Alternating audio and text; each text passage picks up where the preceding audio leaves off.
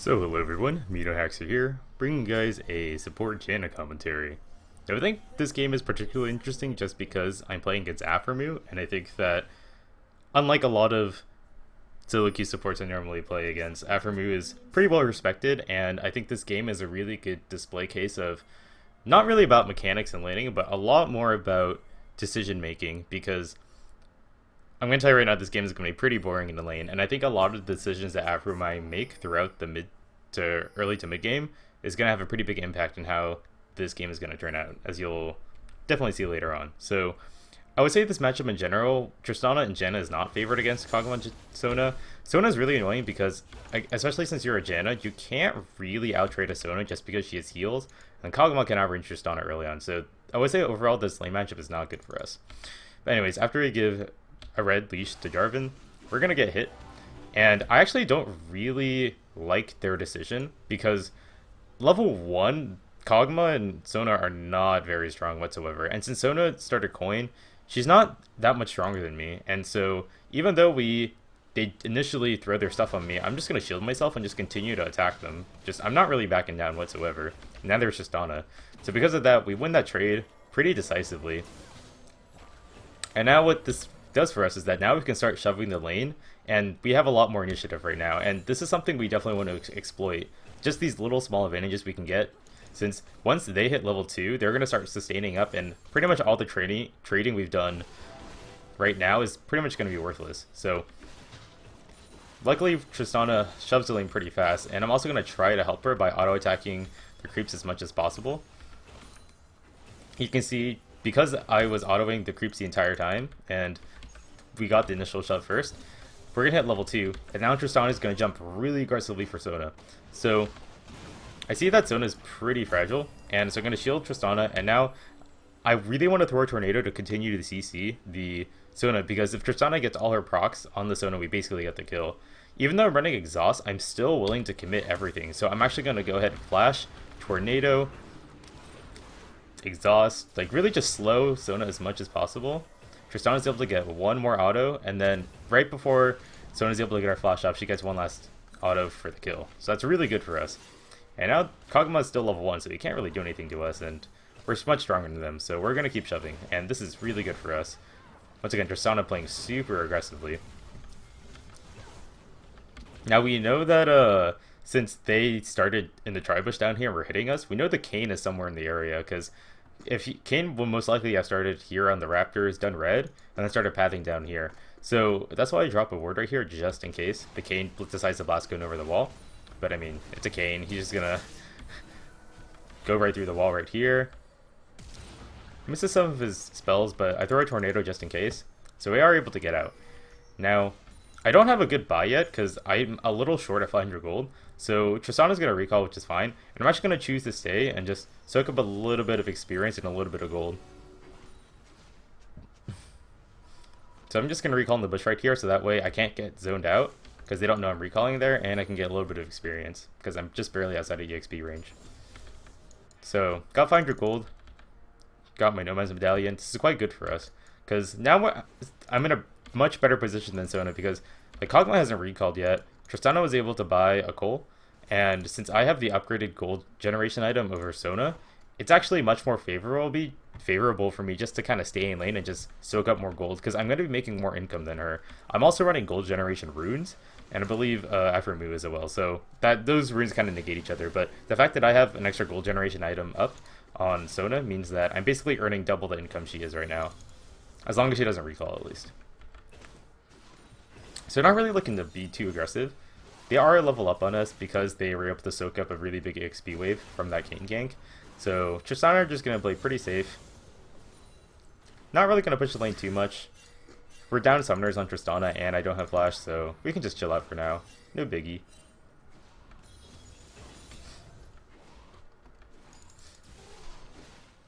But yeah, in general, how most of these trades are going to go is that since we're not looking to play aggressively, I can definitely afford to stay a little bit farther back. I'm not really looking to I'm not even going to bother autoing the Sona, because any auto I really do to them, Sona's just going to heal it, right?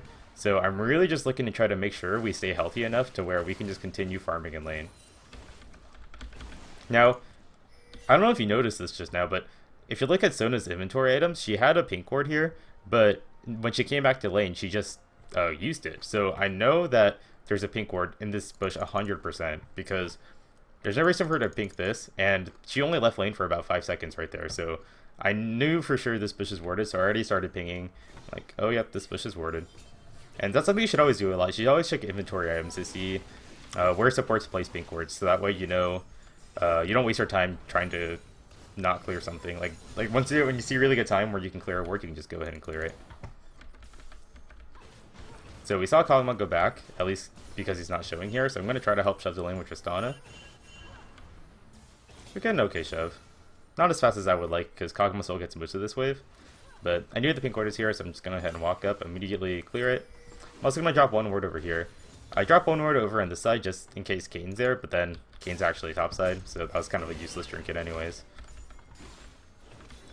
I'd also blast this blast code normally, but I just want to be back in lane with Tristana just because I don't want to leave her alone for too long.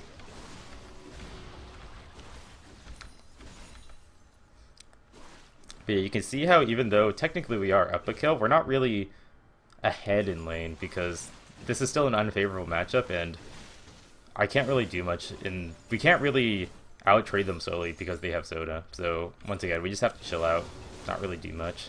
This is going to be pretty boring. So I'll fast forward a little bit.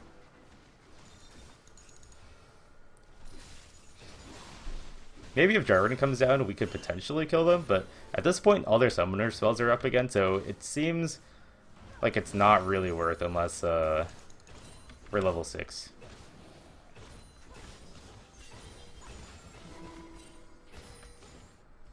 Now, I see Jarvan is doing a pretty aggressive invade right now, so I'm gonna help Tristana just start pushing in. So note just our positioning in general, right?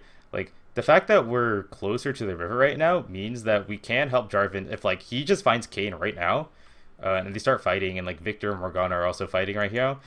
Tristana and I can leave lane and walk up here before they can, which is really good for us. That's why we're a lot more willing to just push out the lane, even though the entire time before we were playing so passive. So Jarvan does see Kayn right here, so I'm already looking to go help the Kayn. Unfortunately, there's been kind of some miscommunication because Tristana is actually recalling, which is super, super bad. Because Jarvan's going to go for the aggressive play. They're both level 6, they're fighting. I'm here with the Jarvan just trying to help him out. But now we see the bot lane left, and I see Kog'Maw's rotating down with my ward here, so we're like, oh crap. This is actually really bad now, because now this is a 2v3. We're definitely not going to win this. So I started charging up Tornado to hit it this way, because I saw the Kog'Maw was already walking over. So I was trying to zone him out and hit Kayn, but I got super greedy. And unfortunately, my Tornado does not hit the Kayn, neither Kog'Maw, so that was just really greedy of me to Tornado like that. And now this is really awkward, because I'm only level 5, but they're level 6. And if I try to help the Jarvan right now, I'm going to die, because Sona just ults me, I die 100%.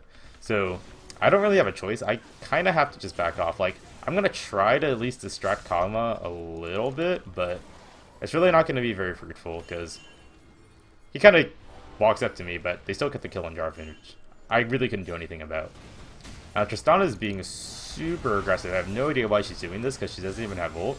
So she kind of dies also, and then Aurelia flashes in, doesn't get the Kayn.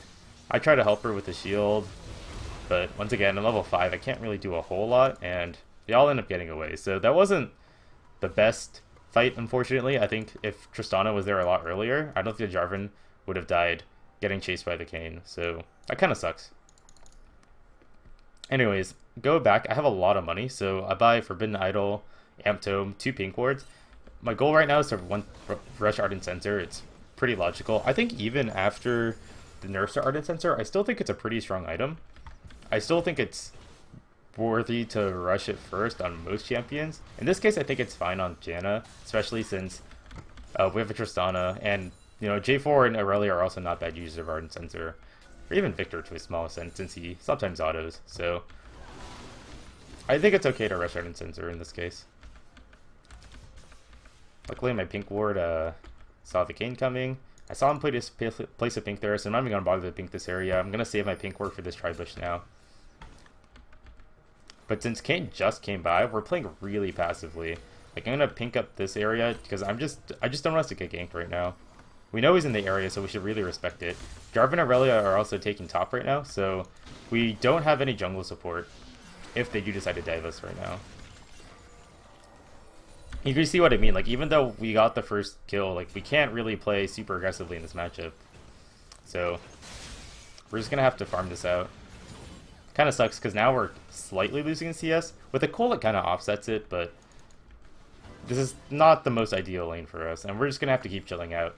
And I think it's also really important to emphasize that it's okay to not win lane in this matchup, because I feel like a lot of times, I do emphasize that, yeah, you should always strive to win lane, but I think in some specific matchups like this, it's nearly impossible to, and if I try to play aggressively, that's actually really bad for us. Like, if I try to keep going for aggressive trades against a Sona, that's just not going to do anything. Like, for example, that W right there, yeah, I like W'd her, but it literally did 50 damage to her, and she's going to heal it back up, so that really didn't do anything for me. And that's what I kind of mean by, like, it's okay to not do anything. Like, sometimes playing passively is your only decision, and that's okay. If you just wait for really small opportunities to see a mistake and try to capitalize on it, then that's probably your best game plan, and that's definitely my game plan right now.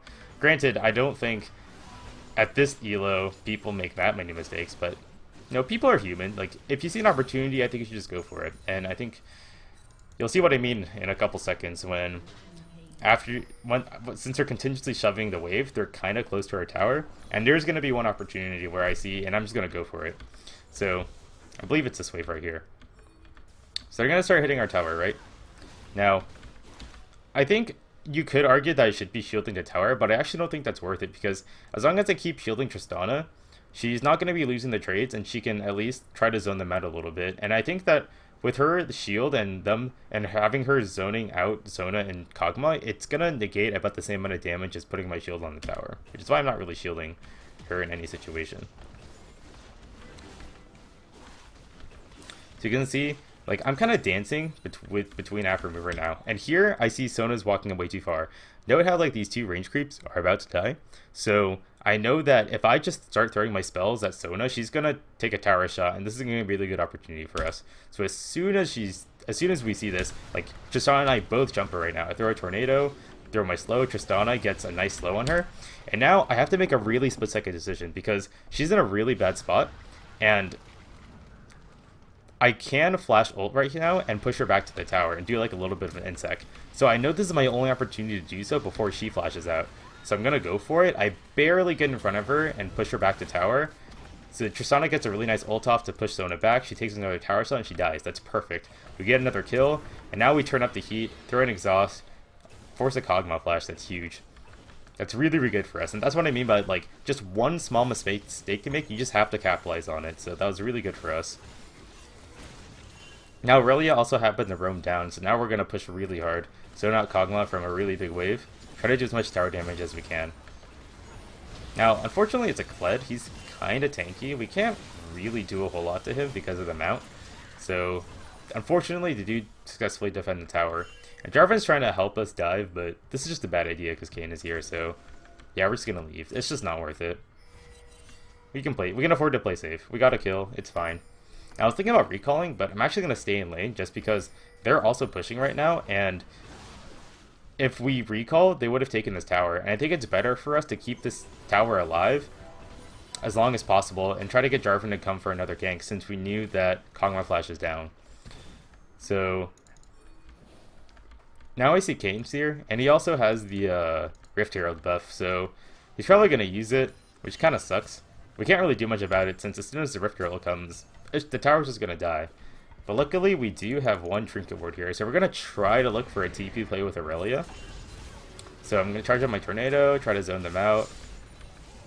We just kind of miss our initiation. Like, Jarvan goes in, but then he doesn't ult them, so that's just kind of awkward. Like, we missed our chance, basically. It sucks, but the tower fell. We tried our best, but now it's definitely time for me to recall. So I finished Ardent Sensor, just going to immediately buy Sightstone, not even bother with boots. I think right now Sightstone's really, really important for us, for our vision, just because since our bot tower just fell, their bot lane is going to roam 100%. Like, you already see they're already mid-side applying pressure. So I started to go top with Tristana because I kind of want to help her. I should normally stand next to my AD carry when I have Ardent Sensor, but I realize going mid right now is a lot more important. They're going to try to go mid.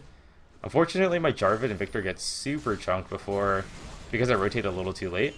I'm going to try to stall this tower by shielding it, throwing out some tornadoes, but it's not really going to be the most fruitful thing in the world. But at least my presence here is not going to make him dive Jarvan, so I guess that's fine.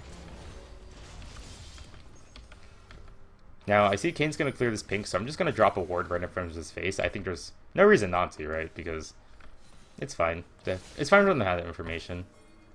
I just want to start blasting some cones, get some vision for us. Gonna leave my pink ward in this bush. I think leaving pink wards in this bush and this bush are super important because especially if you're going to be trying to siege mid, warding this area is super common to see rotations down to dragon, to see rotations up to top. I guess not Rift Herald so much because Rift Herald's dead, which is why I warded this area instead. Plus Infernal Drake is spawning soon. To go restock on wards, buy some boots, immediately head back mid. So I see Victor gets a kill on Morgana, and now Clyde's coming in, so I'm going to run immediately, try to help the Victor. Be pretty patient, throw out a tornado. Now Tristana goes on Sona here, gets the kill, nice. She gets out, and now we're grouped up as 5. This is really good for us. We get 2 flashes with Jarvan, and now we're going to look to turn up the heat. So Aurelia sees us, she's immediately going to come mid, and now we're just going to group. Like, I have Ardent Sensor, we're really, really, really strong. And we just killed 2 of them too. Now I start shielding Jarvan, Kane's going to come in right now, and now I'm going to look to just heal for my team. I'm going to be really patient with my ult. I throw a tornado just to CC them a little bit, and now I'm going to start running up with my team. So I'm putting myself in a really aggressive spot because I want to help my front line if they keep on diving. Like, I can shield Aurelia, I can ult them, but I'm not really going to ult just yet because I'm scared I'm going to just push the Kane somewhere really badly, which won't enable us to get the kill. So right when I feel like he's right against the wall right here, I know I can ult safely because that's not going to push him like all the way over here. He's going to collide against this wall, which is fine. And this is a good position for me because now I can touch everyone with an Ardent Sensor buff. I guess not Tristana because she's a little far away, but touch the majority of my team with Ardent Sensor, heal them up as much as possible. This is pretty good for us. We get the Kane Flash, he's going to run away. So in that case, my ult was used a lot more defensively just for healing. I wasn't really focused on pushing people towards our team. I was mostly focused on just making sure that my team stays healthy because right now applying Ardent Sensor and taking towers is a lot more important. So we get 2 towers in that, which is really good. Now I'm going to just leave some wards down. And now we thought about doing dragon, but I make the call just to not do dragon because yeah, we could do dragon, but we're all really low. Tristana has no mana, like Aurelia has half. We're kind of down a lot of resources because we just fought. And so made the decision just to back off, and I think that was super greedy for us to start the dragon. I think if we started the dragon, we probably would have gotten aced. So it's okay to be conservative. Giving up the wind dragon's like not the most important thing in the world. It's okay. Now, I'll go ahead and buy Lucidity Boots and an upgrade to Eye of Oasis. I think Lucidity Boots is pretty good right now just because we're in a really big team fighting stage. So I think having a little bit of extra CDR is always quite nice. And plus, I also like having Eye of the Oasis just to have more vision for us. Give the dragon, it's fine. I'm going to start sweeping the area and also make sure I get a little bit of glimpse of where they're going. So it looks like they're going to be rotating back mid. So now I'm going to start shifting my vision over to dragon. Since I know they just rotated from the dragon area, I know this topside area is probably not going to be warded, and it's pretty safe to go ward right now, because there's no way they can get there this fast. So I dropped 2 really aggressive wards, one over here and one over here, just so we can watch the pathway if they walk up to Baron. I think it's also important to note that when I went to go ward this bush right here, I already started charging out my tornado, because if someone happened to be there, which I'm pretty sure there wasn't going to be someone, but just in case, like Kane happens to magically be there, having my tornado charged up right here would have been really helpful, so that way if the Kane does jump me, the tornado would have already been fully charged. I get the maximum amount of CC to knock up the Kane. Just small things that you can always do to help face checking situations. But anyways, I see the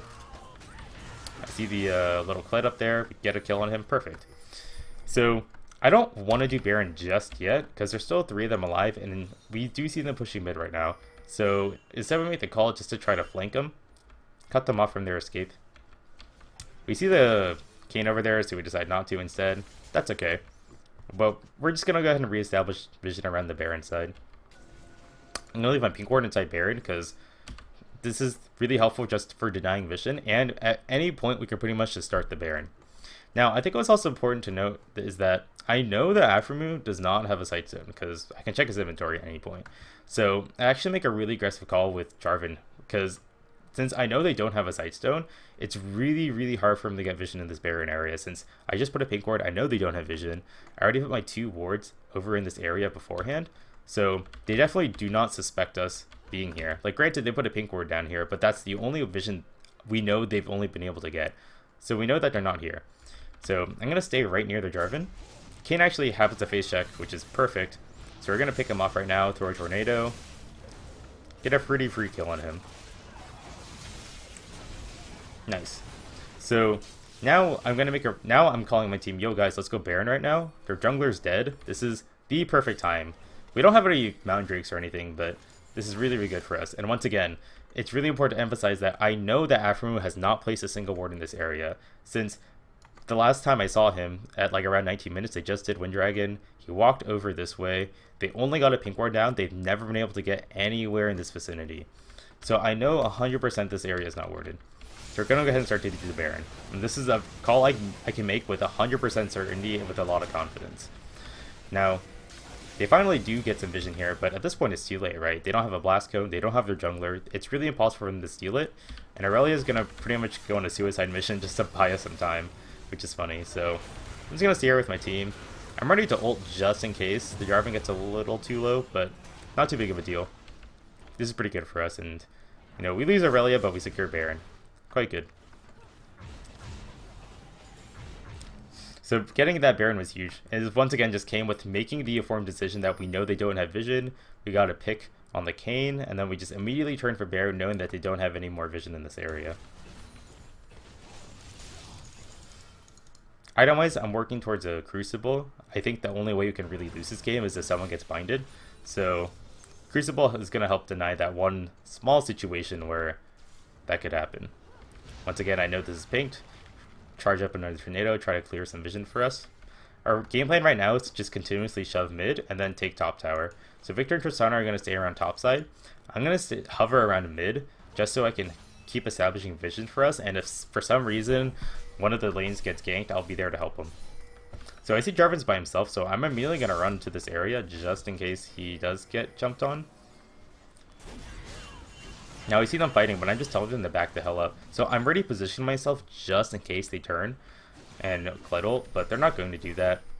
They're going to try to play a little safe. And I'm really just staying next to Jarvan the entire time because he's kind of my bodyguard.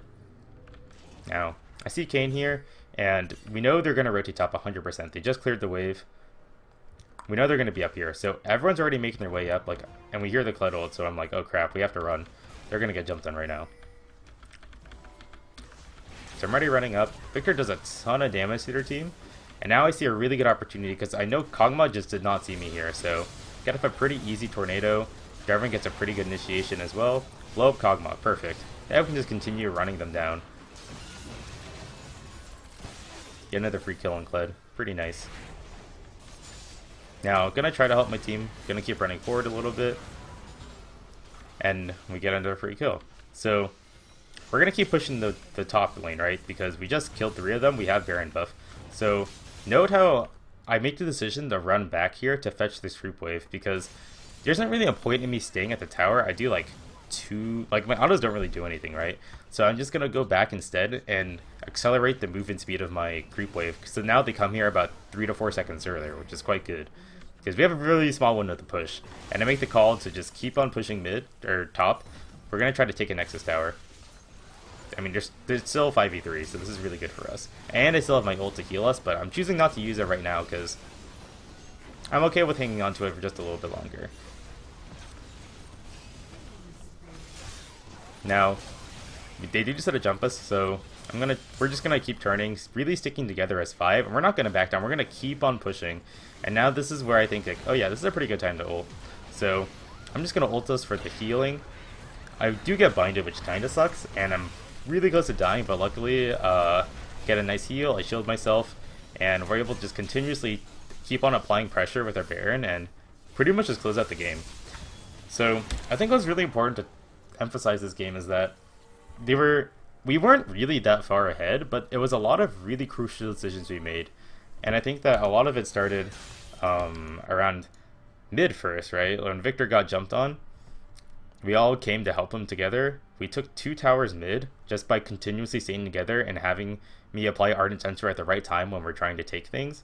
And then we made a really good call to set up a pick, knowing that they don't have any vision because of their item choices on Aphromoo. So these are very just small decisions that I was able to make just from having really good observation throughout the game. And I think that I don't think we out-mechanicked them in any fight. I think we just out-rotated them. We got picks. We just did a lot of things that were very coordinated as a team.